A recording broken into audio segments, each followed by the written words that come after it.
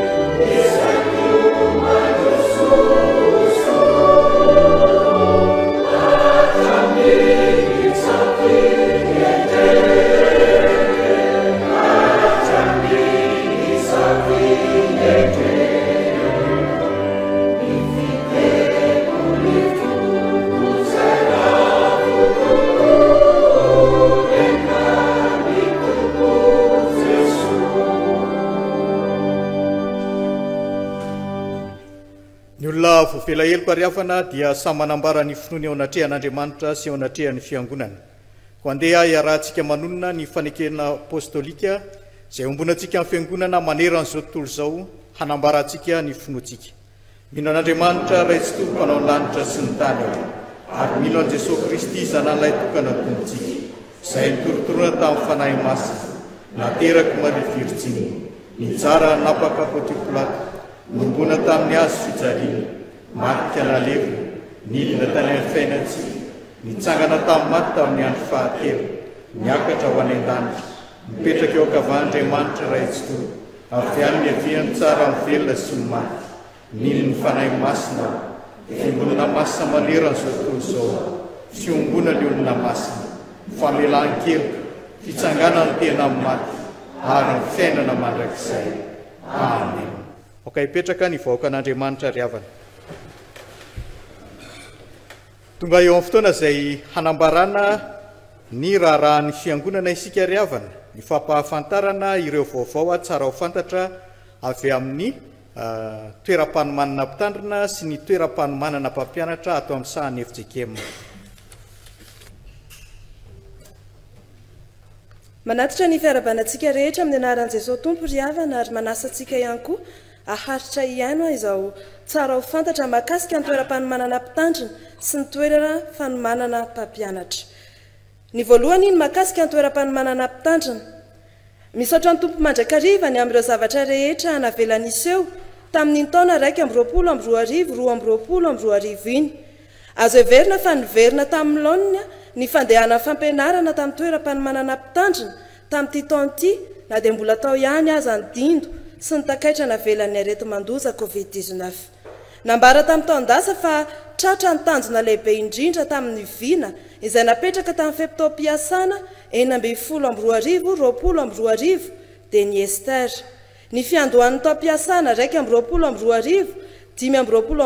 kosa dia ny atrehina ny fampihodonana azy izay tsy dia mora loatra araka ny heverana azy teny ampiandohana raha telo lehibe no tanterina etona ny voalohany ireo birao sy mpikambana KFT feptom-piasana 2 ny filoha Randriamampiona Alfred mpitandrina mpiandraikitra Foibe mpampianatra toeram-panomanana mpitandrina Ambatonakanga filoha-panampy mpitandrina Razafy Juliette mpitandrina mpiandraikitra Foibe Taleny toeram-panomanana mpitandrina Ivato filoha-panampy Ilaika Ratsirahonana Lalaina Dekona mpiandraikitra Foibe mpitandsoratra ny Fivoriana Randriariliva Seheno mpitandrina mpiandraikitra Foibe Taleny toeram-panomanana mpitandrina Ambatondrazaka mpiandraikitra ny Vola Razafindrakoto Angitrina Muriel mpitandrina Taleny toeram-panomanana mpitandrina Fianaratsoa ny mpanolo-tsaina Totofeny Teis Elia mpitandrina mpiandraikitra Foibe Ravaoarmisa Vololomboangy mpiandraikitra Foibe ny mpikambana Ramambason Laurent mpitandrina doyen toeram-panomanana mpitandrina Ambatonakanga Rabenavson Perrier mpitandrina mpiandraikitra Foibe Taleny toeram-panomanana mpitandrina Mandritsara Rasendra Asina Lalahaja mpitandrina mpiandraikitra Foibe Solitena ny mpampianatra toeram-panomanana mpitandrina Ambatonakanga Rakoto Arvony Solo Arvelto Arvindraza mpitandrina mpampianatra toeram-panomanana mpitandrina Fianaratsoa Ramalolay Patricia mpitandrina mpiandraikitra Foibe mpampianatra toeram-panomanana mpitandrina Ambatondrazaka Andrianiarotsoa Manandratra mpiandraikitra Foibe ny faharoa makasika ireo asa sy raharaha mahazatra ny voalohany amin'izany ny antotanisa momba ireo mpianatra noraisina tao anatin'ny efataona raha ny tany tamin'ny taondasa izay nisy 520 ny isan'ireo mpianatra noraisina dia nisy fienana izany tamin'ity taom-pianarana 2 ity satria dia 570 ireo mpianatra noraisina ny antotanisa momba ireo mpitandrina navoaka tamin'ny taondasa dia miisa 130 ireo mpitandrina navoaka na hatratra 350 kosa ity taona 2 ity ny olana tena sedrainy KFT amin'izao dia tsy fahampiany fotodrafitrasa amin'ireo toeram-panomanana 5 ny seminaire ao amin'ny toeram-panomanana Ambatonakanga dia mety tsy ho afaka indray taona voalohany mihitsy amin'ity taona ity voatery ametrahana mpianatra ny trano vaovao ny eny amin'ny toeram-panomanana mpitandrina Ivato na dia tsy mbola vita tanteraka sy tsy natao trano fonenana azy fa ankoatr'izany ny tena olana dia tsy fahampiany mpampianatra matianina saingy isaorana an'Andriamanitra fa mitombo isatrano ireo mpampianatra manana doktora ao Ramatoa Razafy Juliette vao nahavita ny fianarany tao amin'ny San Francisco Theological Seminary University of Redlands California United States of America ao koa Andriamatoa Ratolojana Honoré izay nahavita ny asa fikarohany tao amin'ny Université Antananarivo ankoatr'ireo dia misy koa ireo mpitandrina vitsivitsy nahazo vatsim-pianarana ka andrasana ny fiverenany misy ireo manaraka ny fandahara-pikarohana doktoraly ao amin'ny Université FJKM Ravelson ny fahatelo farany makasika ny toeram-panomanana mpitandrina araka ny efa nambara teny ampiandohana dia efa nisokatra tamin'ny oktobra lasa teo ny fampianarana teolojia ho an'ny rehetra noho ity fandahara-pampianarana ity vao nanomboka dia misedra olana ihany na eo amin'ny lafa fanatanterahana amin'ny fampianarana na eo amin'ny lafa mpampianatra na eo amin'ny rafitra enti-mitantana azy na izany azy dia efa nazahoam-bokatra sahady satria efa afaka nividy latabatra sy seza ampiasain'ny mpianatra amin'ny toeram-panomanana mpitandrina miisa 10 efa afaka mividy biblioteka iray misy ireo boky tsara indrindra maneran-tany na amin'ny lafin'ny teolojia na ny fianarana ankapobeny efa eo andalam-pandaminana tsy kelikely ny vokatra fanapahan-kevitry ny synodina lehibe fahasivy sy ny fanitsiana fotodalana tsipitsipika izay mampifandray ny Estera sy ny toeram-panomanana mpitandrina koa ny KFT ankehitriny miezaka hatrany koa ireo tompon'andraikitra sy ireo mpampianatra mpiara-miasa hanatsara ny zavatra rehetra toy izao kosa ny mahakasika ny FRP na ny toerana fanomanana mpampianatra. Nanomboka ny taona 2024 dia niova ndrafim-piofanana eto amin'ny FRP ka lasa nanaraka ny rafitra LMD. Maharitra 3 taona ny fiofanana, ahitana ny ambaratonga rehetra rehefa nahazo ny habiliten'ny ministera ny fampianarana ambony sy ny fikarohana siantifika, izay azahoana mari-pahaizana lisansa ary koa nahazo ny équivalence administrative avy amin'ny ministera ny asam-panjakana. Toy izao ny antotanisan'ny mpiofana nivoaka teto amin'ny FRP. Ny taona 2024 dia miisa 70 izy ireo. Toy izao kosa ny mpianatra amperim-piofanana 2024. Ny taona voalohany dia mitotaly 70, ny taona faharoa 520 ary ny taona fahatelo dia 750.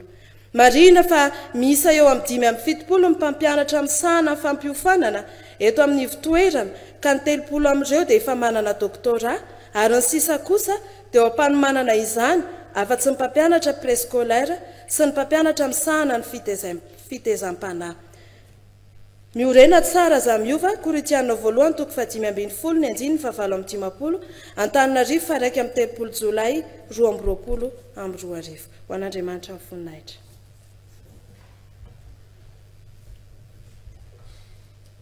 Mialohan'ny hitsangana ny tompon'anjara hivavaka sy hamaky mifandimbo sy soratra masina ry havana ny raha efa voalahatra no ataontsika fiangonana.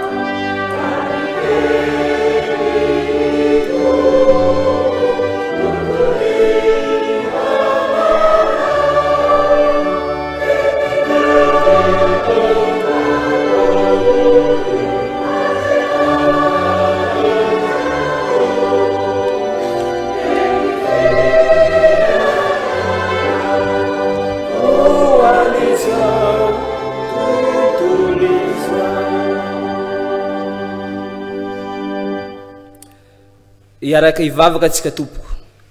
Andray ny sakafo mpanahy avy amin'ny teninao zahay ry Tompo Andriamanitray. Sokafo ny fonay sy ny fanahinay ary ny sainay andray izany teny izany. Mitenena aminay mpanomponao fa voninkiaino zahay. Ary itsangagneto ny mpanomponao izay hitondra ny hafatra avy aminay. Ny fanahinao Andriamanitra no ampitoera ao anatiny ary anao no ampiteny azy.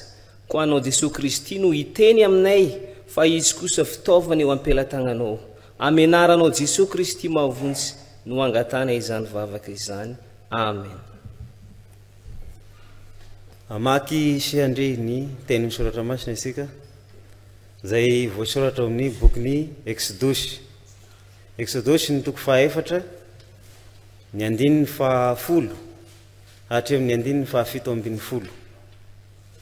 Exodus ny toko 4 ny andininy fa 10 hatreo amin'ny andininy fa 7.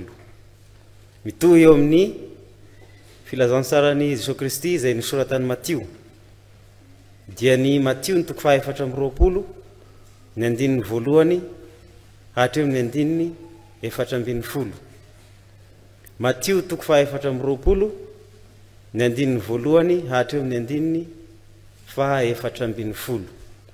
Faranana amin'ny epistily zay nisoratan'ny paoly ho an'ny timoty dia ny timoty voalohany toko fahatelo ny andininy voalohany hatra amin'ny andininy fahafito timoty voalohany toko fahatelo ny andininy voalohany hatra amin'ny ny andininy fahafito exodosy toko fahaefatra ny andininy fahafolo hatra amin'ny fito ambin'ny folo Mattio toko fahaefatra amby roapolo ny andininy voalohany hatra amin'ny efatra ambin'ny folo timoty voalohany toko fahatelo andininy voalohany hatra amin'ny andininy fahafito toy izao nivaky ny teny aminarany tompo ary hoy misesy tamin'i Jehova tompo mifona aminao aho olona tsy mahay mandahateny aho na hatrany aloha na hatramin'izao itenenanao mimpanomponao izao aza fa votsavava sy miadapteny aho hoy Jehova taminy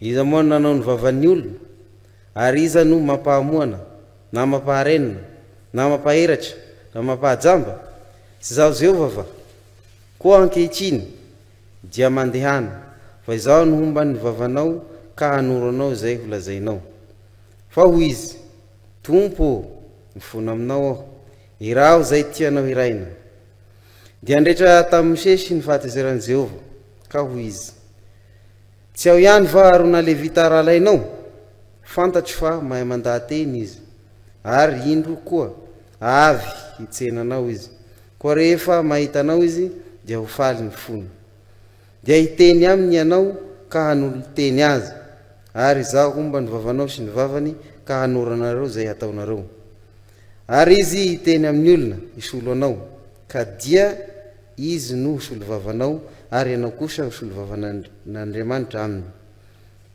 dia hoentinao eny an-tananao io tena io izay hanaovanao ireo famantarana ireo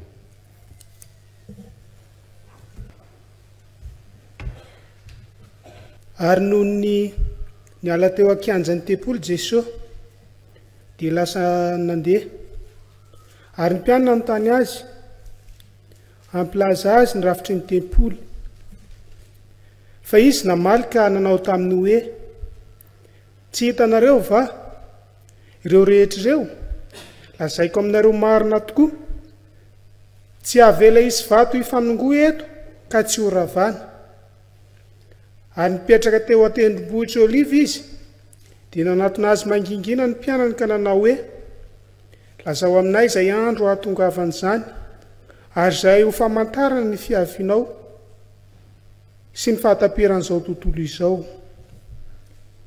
ary Jesosy namalika nanao taminy hoe mitandrema fandrao isy hamitaka anareo fa maro no avy amin'ny anarako hanao hoe zaho no Kristy ka maro no voafitana ary andriady sy filazahady ianareo koa mitandrema aza matahotra fa tsy mahay tsy ho tonga izany nefa tsy mbola tonga ny farany fa isy firenena hitsangana amely firenena ary isy fanjakana hitsangana amely fanjakana ary isy mosary sy horohoro-tany amin'ny tany samihafa fa izany rehetra izany no fiandohany fahoriana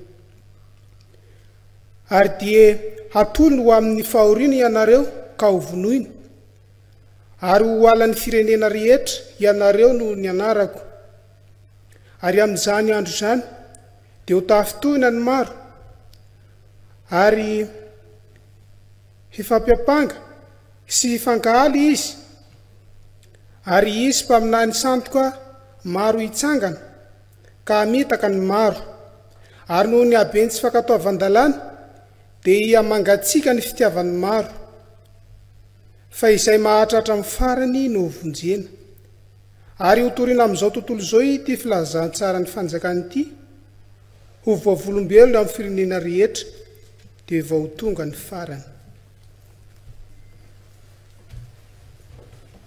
ho faranana ny vakiteny mahatoky izao teny izao raha misy olona maniry ny asany mpitandrina dia maniry asa tsara izy koa ny mpitandrina dia tsy maintsy ho tsy manantsiny manambady tokana mahony tena, hendry, tia filaminana, mampiantrano vahiny, mahay mampianatra, tsy mpimamo lianady, tsy mpikapoka, fa mandefitra, tsy pilady, tsy pitiavola, mpanapaka tsara ny ankohonany, mampanaiky ny zanany amin'ny fahamontinana tsara. Fa raha misy olona tsy mahay mitondra ny ankohonany, hataony ahoana no fitondrany fiangonan'Andriamanitra? Tsy izay zazavao amin'ny fivavahana, fandrao hieboebo foana izy, ka ho latsaka amin'ny fahamelohany devoly. Ary tsy maintsy ho tsara laza koa amin'izany eny ivelany izy, fandrao ho lavo amin'ny fananantsiny sy ny fandriky ny devoly. Ray masino, anamasinana ny fahamarinana, ny teninao ny fahamarinana. Amen.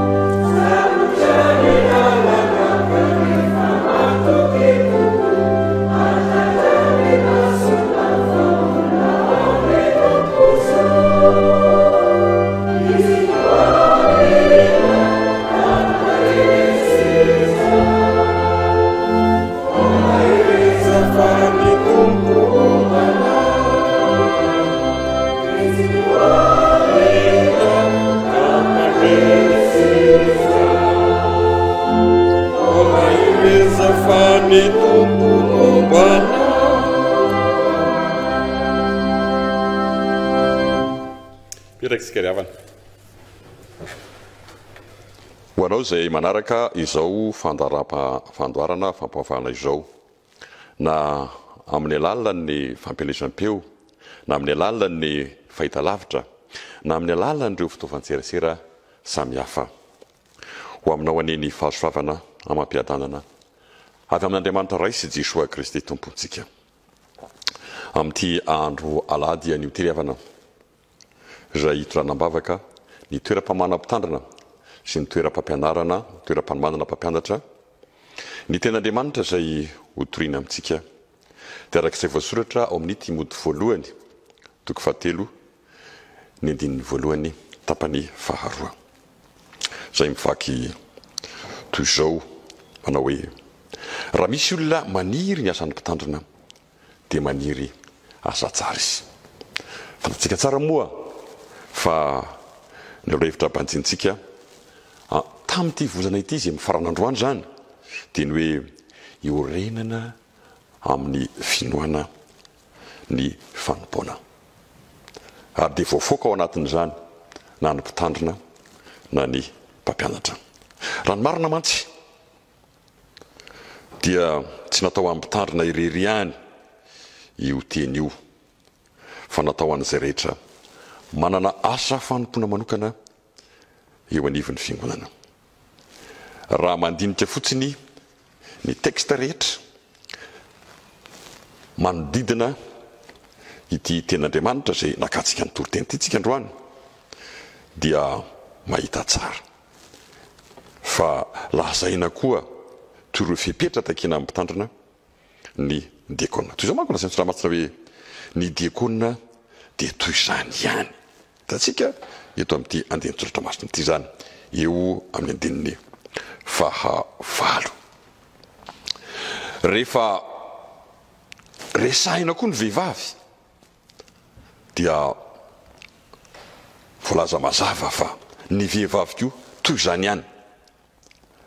Raha ny marina manko ry havana teo amin'ny fiangonana voalohany, raha mamaky tsika any amin'ny toko 5 voalohany ka hatramin'ny 2 amin'ity Timoty voalohany ity dia mahita tsara fa nanana zara fanompona manokana mihitsy ny vehivavy ka ny zavatra takina amin'ny mpitandrina dia takina amin'ny diakona, zavatra takina amin'ny diakona dia takina amin'ireo manana fanompona manokana. Zany hoe tsy ny toetra, tsy hoe toetra miampitondran-tena na fiainam-pianakaviana na fiainam-pinoana tokony ananany mpitandrina ihany no resahana eto, fa ny toetra mampitondran-tena, ny fiainam-pianakaviana ary ny fiainam-pinoana diakona dia takina tahaka izay hitakina azy ampitandrina ihany koa zany. Ary toy izany koa ny vehivavy ho an'izay rehetra manana fanompona manokana eo anivon'ny fiangonana. Zany hoe azo vakiana tahaka izao zany ity ten'Andriamanitra eto anatrehantsika ity. Raha misy maniry ny asan'ny diakona dia maniry asa tsara izy. Raha misy vehivavy manoka tena ho amin'ny fanompona amin'ny fiangonana dia maniry asa tsara izy. Ary raha mamaky eo azy antsika ny asan'ny apôstôly toko 2:22 dia hitantsika tsara fa tsy olo tokana ilay lolon'ny fiangonana resahin'ny Paoly tany Efesosy, fa olona maro. Raha miteny izy hoe anraso ny ondrin'Andriamanitra izay anaovany fanamasinareo ho mpitandrina dia mazava be zany. Ary vao maika mihamazava zany raha ohatra ka miresaka tsika raha mamaky ireo teny sasany eo amin'ny soratra masina, ohatra amin'izany ny Efesiana toko 2:12 izay hitanisana ireo mpanompo samy hafa ao anivon'ny fiangonana dia mahalala tsara tsika fa misy natsoina ho mpampianatra, natsoina ho mpaminany, natsoina ho evanjelista, natsoina ho mpiandry sy mpitandrina ho fampandrosoana ny fiangonana zany. Ary raha ny tantaran'ny fiangonana no heverina dia firifiry teo amin'ny tantaran'ny fiangonana moa ireo mpitandrina malaza tamin'ny fampianarana, ary ny mpampianatra azo heverina hoe nanao ny asan'ny mpitandrina. Ary eto anivon'ny hevintsika mafotsiny no resahantsika dia milaza miara-mahita fa ny fiarah-miasan'ny mpitandrina sy ny mpampianatra no antoky ny fandrosoan'ny filazantsarany Jesosy Kristy. Koa azo lazana tsara arak'izany eto ny hoe raha misy maniry ny asa fanompona ao amin'ny fiangonana dia maniry asa tsara izy. Koa mandritra ity toriteny ity zany riavana, raha miteny hoe mpitandrina ny zavatra ao an-tsaina amin'izany dia na iza maniry asa eo anivon'ny fiangonana, na mpampianatra izy, na mpitandrina izy, na diakona izy, eny amin'ny mahafanjakam-pisorona ny fiangonana azy, na iza kristiana anankiray ka manao asa manokana eo anivon'ny fiangonana dia manao asa tsara izy. Koa ny fanontaniana izay hovaliantsika ao anatin'izao toriteny izao dia ny hoe nahoana ary moa no atao hoe asa tsara ny asan'ny mpitandrina? Nahoana no atao hoe asa tsara ny asan'izay manao asa fanompona manokana ao amin'ny fiangonana? Valitena anankiroa andry havana no ndeha ho resahako eto androany. Ny valiteny voalohany dia ny hoe satria ny asan'ny mpitandrina na izay rehetra manao ny asa fanompona eo anivon'ny fiangonana dia asa miavaka izany, miavaka izany asa izany. Toa tsy dia mivantana loatra no filazana izany eto, saingy izao raha manonona ireo toetra amampitondran-tena, ireo fiainam-pianakaviana ary ny fiainam-pinoana tsy maintsy anana ny mpitandrina ny apôstôly dia milaza zany fa olona miavaka izy. Tena efa na manamarika fa izao raha tononona ireo toetra amampitondran-tena, ireo fiaina mpianakaviana zay tsy maintsy ananambotandrina teneneto araky nahitantsika azy eto amin'izao ten'Andriamanitra izao, manao hoe koa ny mpitandrina dia tsy maintsy ho tsy manatsiny, manambady tokana, mahony tena, endry, tia filaminana, mampiatrany vahiny, mahay mampianatra, tsy mpimamily anady, tsy mpikapoka, fa mandefitra, tsy mpila ady, tsy mpity vola, manapaka tsara ny ankonany, mampanaiky ny zanany amin'ny famomatenana tsara. Fa raha misy olona tsy mahay mitondra ny ankonany, ataony ahoana no fitandrina ny fiangonan'Andriamanitra? Tsy izay zazavao amin'ny fono nafandrao ieboebo foana izy ka ho latsaka amin'ny fanameloan'ny devoly, ary tsy maintsy ho tsara laza koa amin'izay ity velany fandrao lavo amin'ny fananatsiny sy ny fandriky ny devoly izy. Raha miteny zany ny soratra masina dia tsy milaza akory izany na mampitovy izany toy ny mari-pahaizana zay tsy maintsy ananana voamiditra amin'izany asa ny mpitandrina izany, na fepetra tsy maintsy takina tahaka ny fanananao ireo mari-pahaizana samihafa. Fa ny tena marina dia zao, toy ny fitaratra hitarafan'ny mpitandrina ny tenany ireo zay tononona araka ny soratra masina teo ireo. Ka ny marina dia zao, eo anivony zao tontolo zao zay miaina amin'ny fahamazinana, anjakan'ny faratsy toetra sy ny aratsy mpitondran-tena, anjakan'ny fikoretana mpiainam-pianakaviana, anjakan'ny firongatra ireo karazam-pivavahana samihafa, na fivavahana kristiana zany, na ireo fivavahana nentin-drazana, na ireo fivavahana maro samihafa zay azo ambara hoe maniry tahaka ny anana amin'izao fotoana izao, dia ao anatin'izany no iantsona ny mpitandrina ka hitakina aminy ireo toetra ireo, na hitarafany ny zavatra takina amin'ny maha mpitandrina azy. Raha lazaina fomba hafa zany ravana dia zao ny hoe izy ireo no lazainy Jesosy hoe ianareo ny fahazavany zao tontolo zao. Izy ireo no lay jiro eo ambony vata famarana ka manazava ny ao an-trano eo anivony zao tontolo izao. Raha ny marina mantsy ry havana dia zao,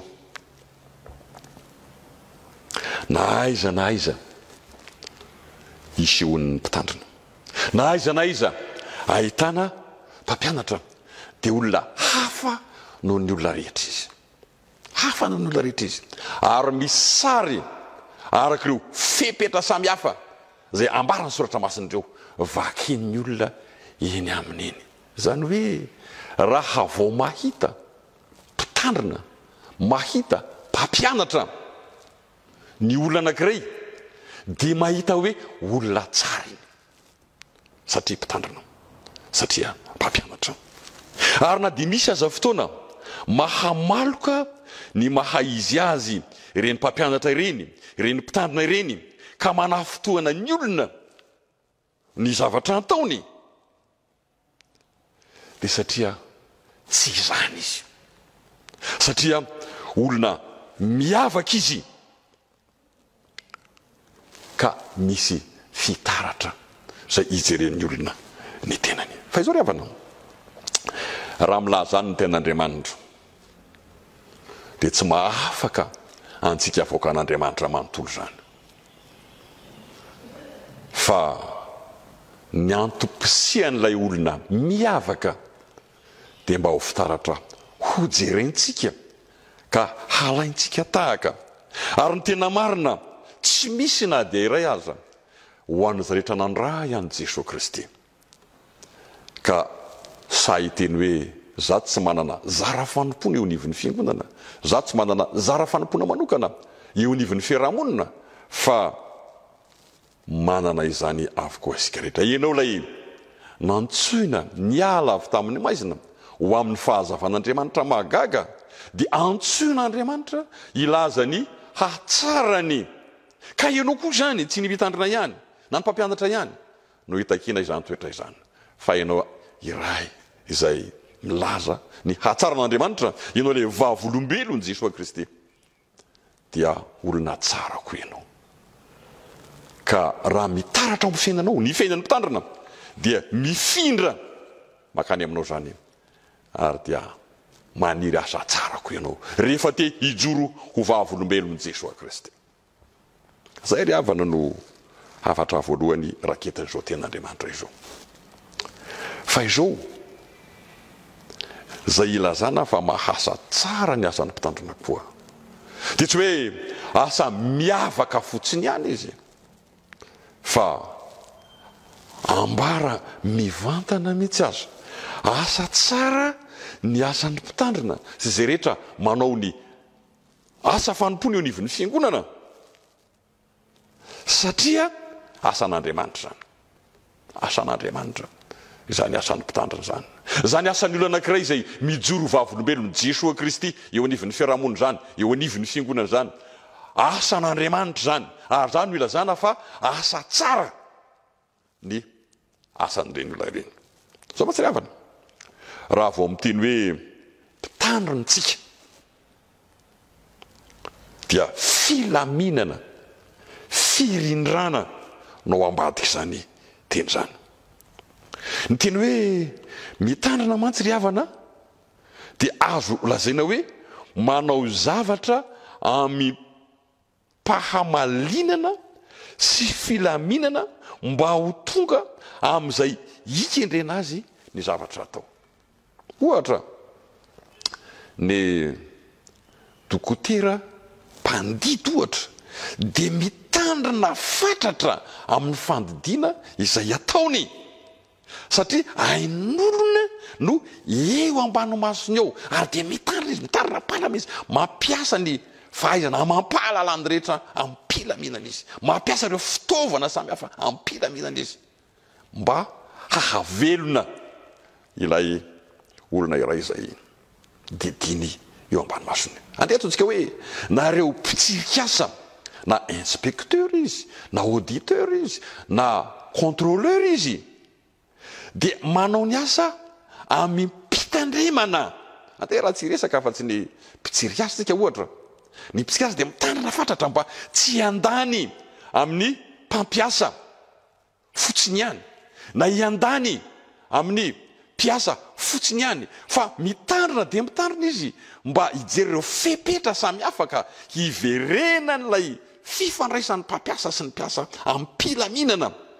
Ka raha vao tsy manao ny asa eny anke ny mpiasa, miandany amin'izany mpanao tsirikasa dia maty ny orinasa.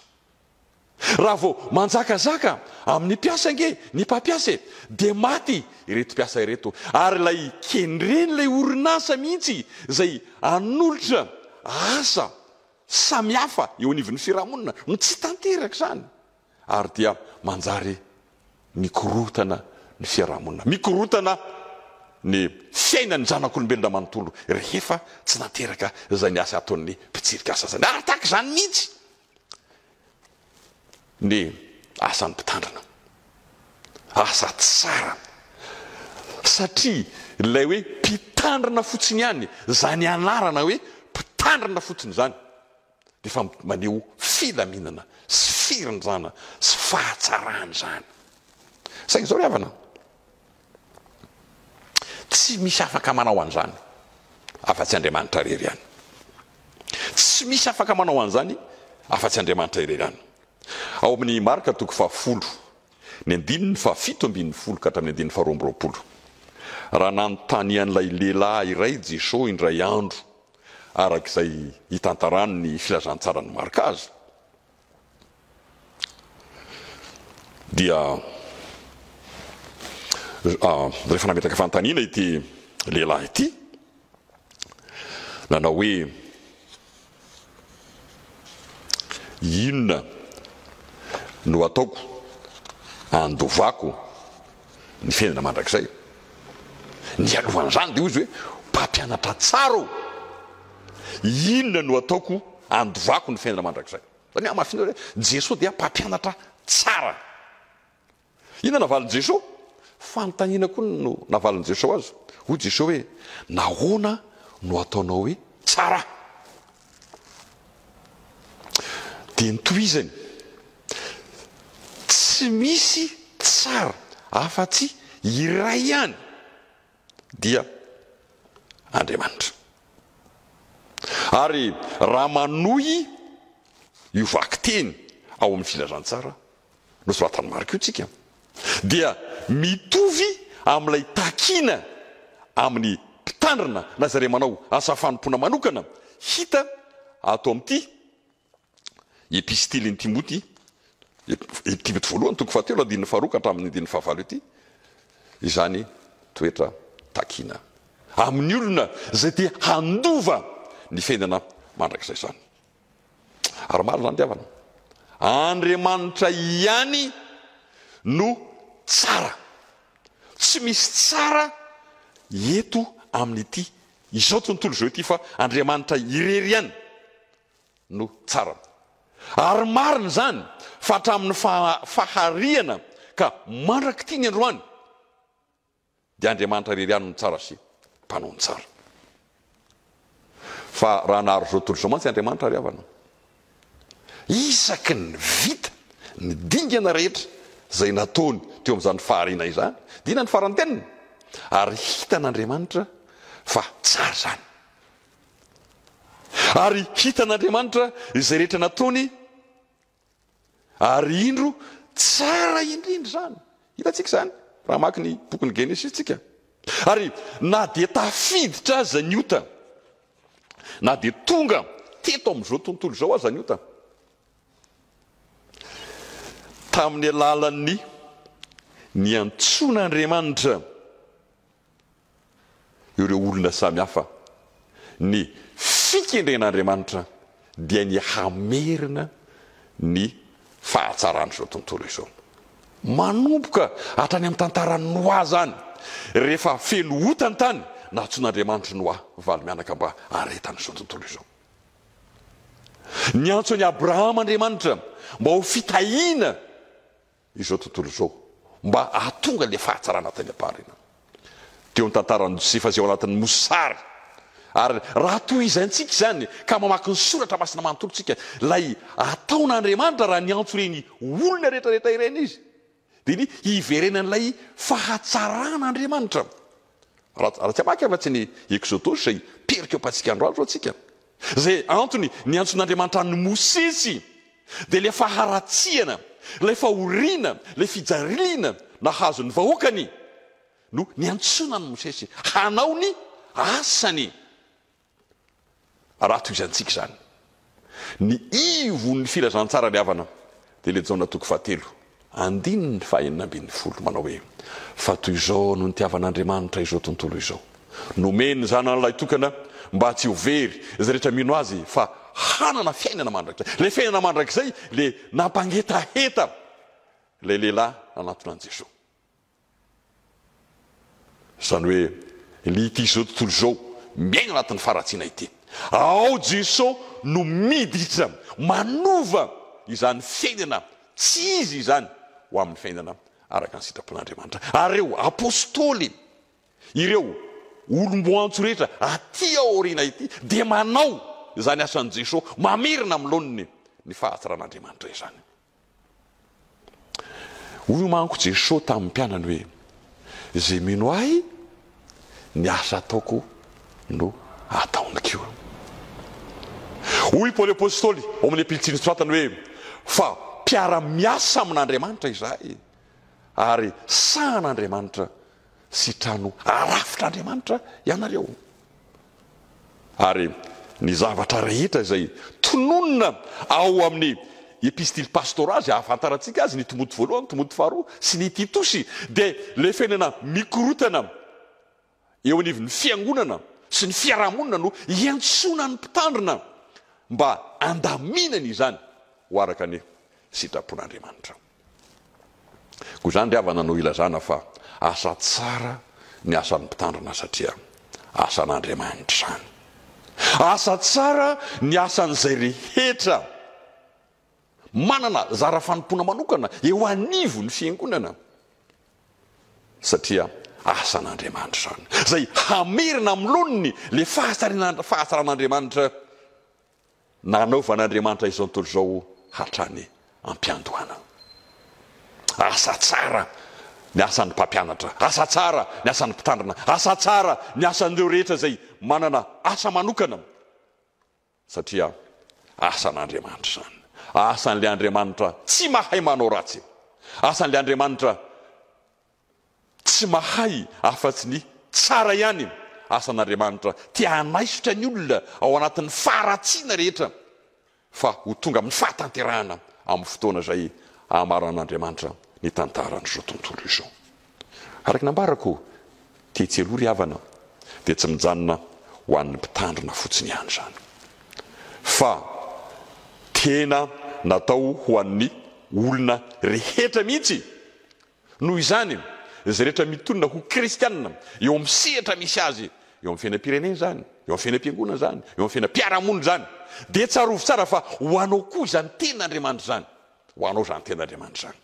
Voalohany, niza manana zara fanompona manokana dia olona miavaka izy eo anivon'izao tontolo zao ratsy zay mandositra ny faharatsiana. Olona manao ny asan'Andriamanitra izy dia ilay Andriamanitra tsy manao afatsy ny tsara fa tsy mahay manao ny ratsy.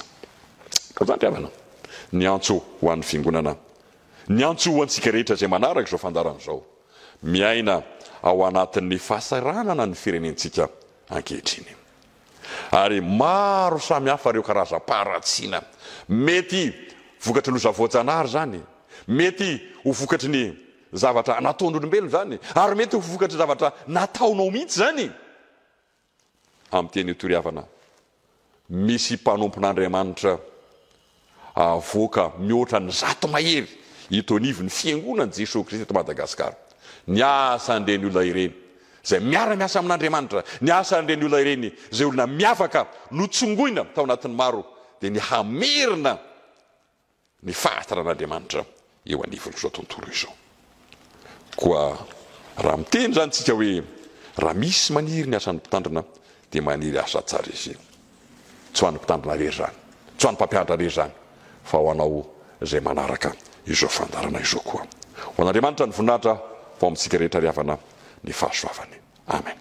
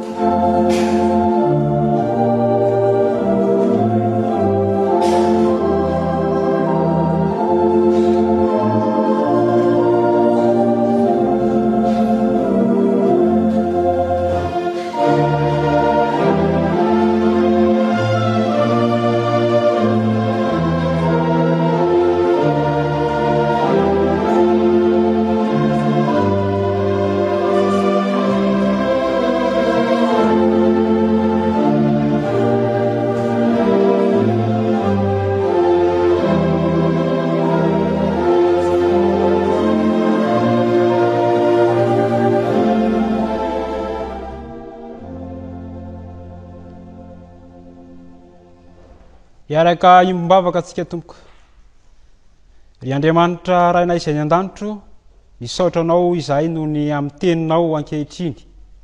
izay teninao fiainana ao anay, nampitondranao ny ampanomponao tamin'ity anio ity. Tompo, nanafaranao tamin'izany, nampianarinao tamin'izany fa ny mpitandrina izay maniry asa tsara dia miavaka, satria ianao Andriamanitra no nifidy, ianao Andriamanitra no nisafidy izany teo anivon'ny fiarahamonina ka hanao izany asa tsara izany. Ary indrindra ihany koa nampitondranao ihany koa fa maniry asa tsara izay manao ny asa mpitandrina, satria hitondra fanafana ho an'ny vahoakanao, dia ny olombelona tsy akanavaka izany. Tompo, misaotra noho ny amin'ny teninao, misaotra fa ny teninao dia aina tokoa ho anay izay mahazo azy, ary fafinaretana ho an'ny nofo rehetra. Manoloana izany teninao izany kanefa dia mahatsampy izahay fa tsy tanteraka, mahatsampy izahay fa efa nivily tamin'ny sitraponao Andriamanitra ko mamelànay, ary aoka ny famindraponao no arotsakao ho anay tsirairay avy ireto. Ankehitriny ary Tompo dia mangataka aminao izahay ny amin'ity anio ity ho an'ny toeram-panomanana mpitandrina manerana ny sahany FJKM. Ianao Tompo no nifidy ka nampijoro izany eto anivon'ity firenena misy anay ity. Nanavaka izany ianao teo anivon'ny fiarahamonina ka ho tonga hitondra hafatra ho an'ny vahoakanao izay mbola voageja ny asany maizina, ny asany devoly. Dia mangataka aminao izahay, satria amin'ity anio ihany koa no andrana ireo mpiasa vaovao indray izay hirotsaka eo an-tanimbolinao, ka engane ianao no hanome hery sy tanjaka fahasalamana ho an'izy ireo, hananan'izy ireo ihany koa fahasahiana, hitoro marina ny teninao ka izay hifanena amin'izy ireo dia hahita anao Andriamanitra, satria mitondra fanafahana ho an'izy ireo ny teninao amin'ny alalan'ny mpanomponao izay nofidianao, dia ny mpitandrina ary indrindra ihany koa ny mpampianatra izay irana eo anivon'ny sahany FJKM ankehitriny. Ny vahoakanao ihany koa izay manompo ao anivon'ny fiangonana Tompo dia ampijoro hatrany ka mba ho tonga fitaovana mahomby ihany koa eo amin'ny fiarahamonina izay misy anay. Tompo, mangataka ary izay ankehitriny ho an'ny fiangonana Jesosy Kristy eto Madagasikara. Ianao no efa nampijoro ny fiangonana, ka dia mangataka aminao izay ho an'ny filoha izay mitondra izany fiangonana izany, ny mpiandraikitra foibe sy ireo mpiara-miasa maro anivon'izany, dia ianao no hanome hery tanjaka fahasalamana ahafahany mamita ny adidy aman'andraikitra izay antsoroany ka atory ny filazantsaranao tokoa. Dia any amin'ny isam-pitandremana maro isan-karazany eto anivon'ny ity nosonay ity dia tena ajoro tokoa ho vavolombelonao Jesosy Kristy ane izy ireo, ny fisiny sy ny antom-pisiny rahateo. Koa ankehitriny ary Tompo dia mangataka aminao ihany koa ho an'ity firenena misy anay ity, firenena izay efa nifidianao, firenena izay efa nantsonao Andriamanitra ho firenena kristianina. Ombao Tompo ny filoha izay mitondra amin'izao vaninandro iainana izao, omeo ny tolotsaina hendry ahafahana mitondra ny vahoaka malagasy ka hananana filaminana, fiadanana ka ho tosy tanteraka aminay tokoa ny hira-pirenenay. Jesosy mangataka aminao ho an'ny malagasy tsirairay avy omeo faherezana feno avy aminao izy ireo satria ao anatin'ny fahasarianana ao anatin'ny olana maro isan-karazany fa kosa ireo mpitandrina ireo ny olomboantsinao ao anatin'ny zany firenena ifanatsoanao zany dia ataovy mahitanao amin'ny lalan'izy ireny ihany koa izy ary aza vela handalo fotsiny ihany amin'ny teninao fa tena teny tokoa ho aina ho an'izy ireo izany ka ny filazantsaranao ne Jesosy dia mba ho voaray sy ho iainany vahoaka malagasy tsirairay avy tokoa. Maro tompo ny tianay angatahana aminao kanefa ny nohony hafoezany fisainanay sy ny havitsany vavanay dia akambanay izany fivavaka izany amin'ilay vavaka nampianarinao amin'ny mpianatra ao fa izay manao hoe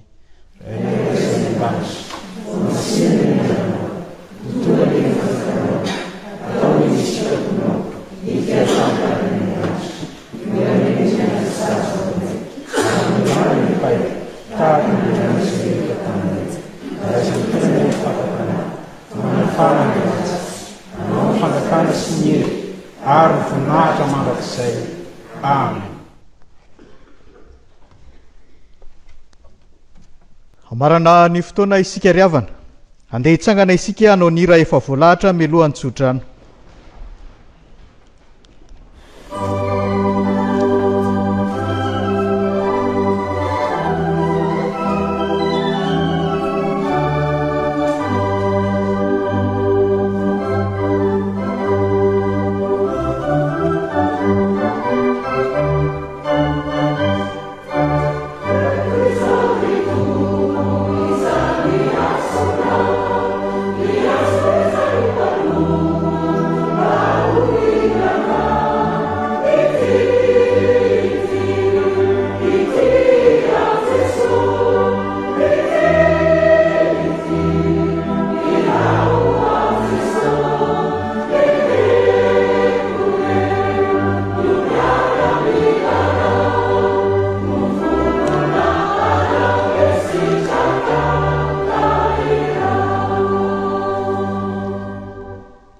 Tanterahany tompo amiko sy aminao riafana izao tsodrano tononona somenanao amin'ny anaran'i Jesosy izao.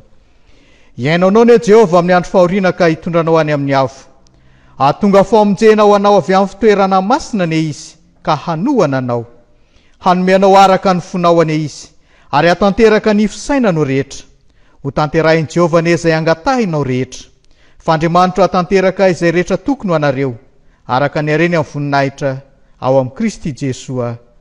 Amen. Okay, petraka ny fiangonana riavana hivavaka mangina.